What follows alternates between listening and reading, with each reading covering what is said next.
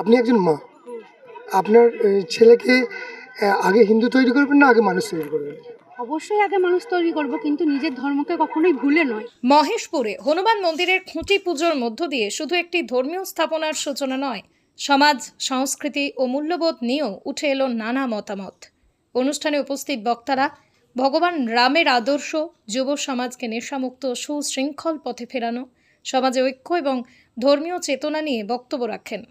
পাশাপাশি হিন্দুত্ব রক্ষা ও ধর্মান্তরের মতো বিষয়েও আলোচনা হয়। বক্তাদের মধ্যে কেউ ভারতকে হিন্দু রাষ্ট্র হিসেবে গড়ার লক্ষ্য ব্যক্ত করেন, যা তাঁদের নিজস্ব রাজনৈতিক ও আদর্শিক মতামত। তবে অনুষ্ঠানের সবচেয়ে হৃদয়স্পর্শী মুহূর্ত ছিল এক সাধারণ মায়ের বক্তব্য। প্রশ্ন করা হয়েছিল, আপনি আপনার সন্তানকে আগে হিন্দু হিসেবে গড়ে তুলতে চান নাকি মানুষের মতো মানুষ করতে চান? তিনি উত্তর দেন, আগে মানুষের মতো মানুষ হতে হবে, তারপর নিজের ধর্মকে মেনে চলতে হবে এবং অন্যের ধর্মকেও সম্মান করতে হবে, তবেই প্রকৃত সনাতনী হওয়া যায়। এই উত্তর আমাদের মনে করিয়ে দেয়, নিজের বিশ্বাসে দৃঢ় থাকা যেমন গুরুত্বপূর্ণ, তেমনি অন্যের বিশ্বাসকে সম্মান করাও একটি সভ্য সমাজের অন্যতম ভিত্তি। ধর্ম যদি মানুষকে সত্য, ন্যায়, ত্যাগ, শৃঙ্খলা, মানবতার শিক্ষা দেয়, তবে সেই শিক্ষায় সমাজকে আরও শক্তিশালী করে। মতের ভিন্নতা থাকতে পারে, কিন্তু পারস্পরিক সম্মান, শান্তি, সামাজিক সম্প্রীতি হওয়া উচিত কেন্দ্রবিন্দু হিসাবে এই মন্দিরটা প্রতিষ্ঠিত হবে এবং ভিত পুজো আজকে হলো। আর আমি বঙ্গীয় হিন্দু সেনা হুগলি জেলার কনভেনার। কি নাম? সুমন ঘোড়ই। একটা শক্তির কেন্দ্রবিন্দু হবে এই মন্দির। আগামী দিন ছোট ছোট বাচ্চারা, বড়রা সকলে মিলে প্রতি সপ্তাহে মঙ্গলবার হনুমান চল্লিশা কেন্দ্র হবে, যেখান থেকে হিন্দু সমাজ একত্রিত হবে। হিন্দু সমাজকে শক্তিশালী করতে হবে। আমাদের লক্ষ্য এই ভারতবর্ষকে হিন্দু রাষ্ট্র করা। তো হিন্দু রাষ্ট্র করার দিকে এই গ্রাম এক ধাপ এগিয়ে গেল। তো আমরা সকলেই যেন হিন্দুত্ববাদী হয়ে উঠি। যেমন পুরুষের মধ্যে পুরুষত্ব না থাকলে তাকে হিন্দু বলা চলে না, হিন্দুর মধ্যে যদি হিন্দুত্ব না থাকে তাহলে তাকে হিন্দু বলা চলে না। হিন্দুত্ব আমাদের একটা পরিচয়। হিন্দু যদি থাকে তাহলে এই সমাজ বাঁচবে, এই সমাজ মানবতার দিক দিয়ে এগিয়ে যাবে। হিন্দু যদি না থাকে তাহলে মানবতা নষ্ট হয়ে যাবে, এই ভারতবর্ষের সংস্কৃতি নষ্ট হয়ে যাবে। তাই ভারতবর্ষকে রক্ষা করতে, এই পশ্চিমবাংলাকে রক্ষা করতে সকলের মধ্যে হিন্দুত্ব আমাদেরকে ছড়িয়ে দিতে হবে। আর একটা আমাদের এই মন্দিরটি শক্তি কেন্দ্র হবে, আমাদের সমাজকে একত্রিত হতে হবে।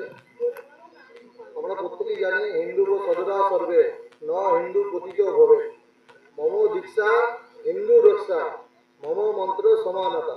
এই মন্ত্রকে আমরা পাথেয় করে আমাদের হিন্দু সমাজকে প্রত্যেককে সংগঠিত হতে হবে। তো আমরা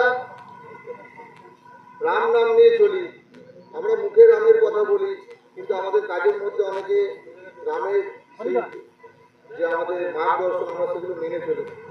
আমরা ভগবান রামচন্দ্রকে দেখেছি, ভগবান রামচন্দ্র ত্যাগের প্রতীক, ভগবান রামচন্দ্র আমাদের আস্থার প্রতীক। ভগবান রামচন্দ্র সমাজকে সংগঠিত করেছিল। ভগবান রামচন্দ্র আজকে মন্দির আমরা 450 বছরের লড়াইয়ের পর আমরা পেয়েছি। হয়তো আমাদের মনে অনেকের একটা প্রশ্ন থাকবে যে মন্দির ভগবান রামচন্দ্রের মন্দির, তিনি চাইলে তো নিজেই মন্দির নিজে তৈরি করে নিতে পারতেন।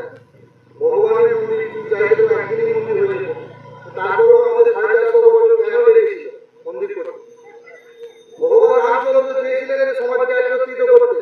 সমাজ যেদিন একত্রিত হবে সেদিন আমার মন্দির হবে, কারণ মন্দিরটা হবে না, মন্দিরকে বাঁচানো যাবে না, মন্দিরকে টেকানো যাবে না। তাই আমাদেরকে সমাজ যতদিন না সংগঠিত হচ্ছে কোনো মন্দিরই আমাদের থাকবে না।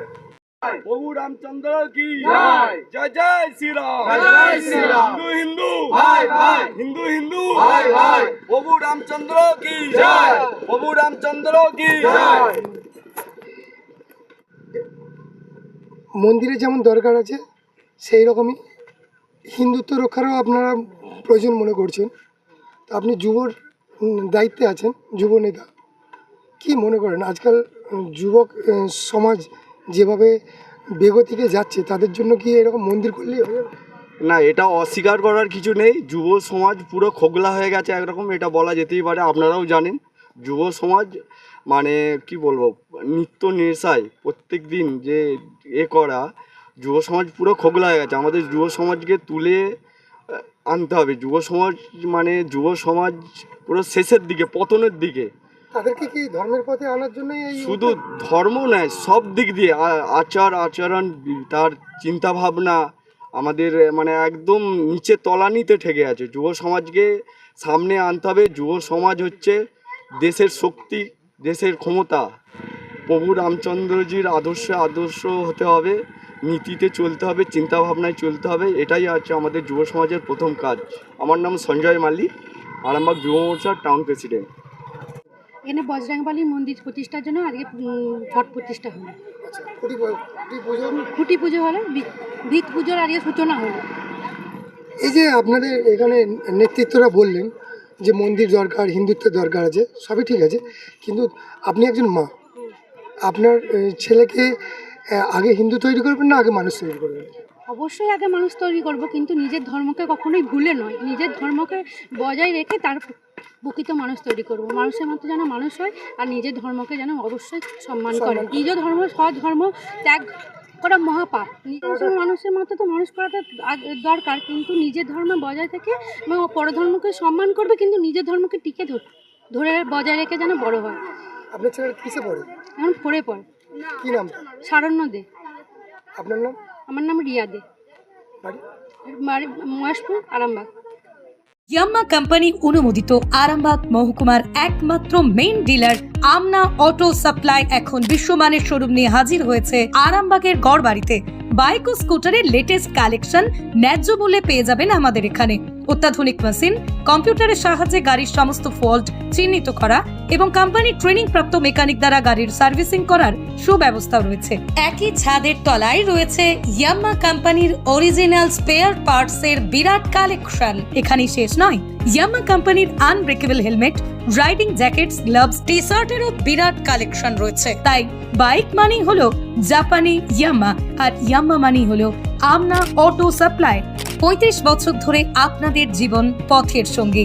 আমাদের ঠিকানা গড়বাড়ি, আরামবাগ, হুগলি। যোগাযোগ নাম্বার 9083247009 অথবা যোগাযোগ করুন 9083247007।